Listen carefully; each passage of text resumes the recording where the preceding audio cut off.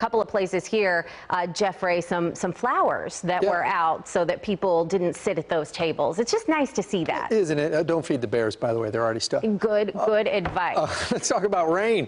Rain in July, always a gift. Not a whole lot going on, to be honest, but there has been some very light rain that has graced our western counties and kept the temperatures down in some very specific areas. But you can see it's kind of giving way, this rain. We do expect it kind of to reappear later tonight. More on that in a second. But as we zoom in on Palo Pinto County, you can see as it's going into Parker County, it's becoming more and more spotty. And that isn't rain. That is over Tarrant County, by the way. There's some thunderstorm activity. Now, this is outside of our region to our southeast, but some outflow boundaries from this might get some thunderstorms going later on in our southeast corners up towards Anderson and Henderson counties. We're going to put a 20% chance of rain in our eastern counties here for the rest of the evening and even into the early morning hours.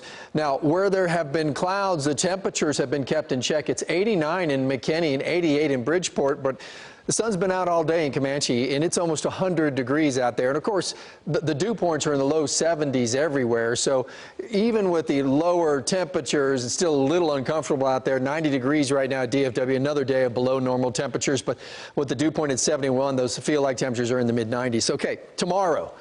The thing you got to know about tomorrow is going to be much warmer. We're going to be into the upper 90s tomorrow. We're not talking about rain chances. We'll probably have a little bit of a southwest wind, and though the dew points will come down just a little, those feel-like temperatures tomorrow afternoon are probably going to be close to 105. So be forewarned that tomorrow is one of those days where during the afternoon you better be careful outside.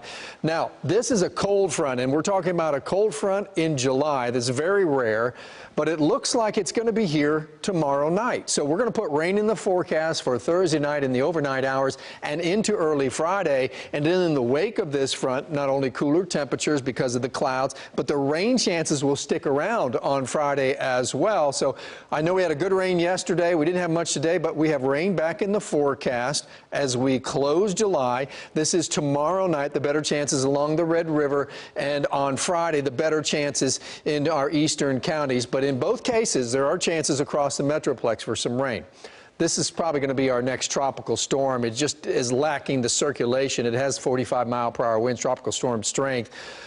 But this is the track of it right now. It's probably going to be affecting Puerto Rico here through the overnight hours, and then Hispaniola tomorrow, and then Cuba on Friday. And as it's kind of hitting these islands, it's going to have trouble strengthening, and the only chance it really is going to have to strengthen before it heads towards Florida is across Florida Straits. So we might see it get up to 60-mile-per-hour winds, and then it'll start to weaken again when it starts to interact with the peninsula.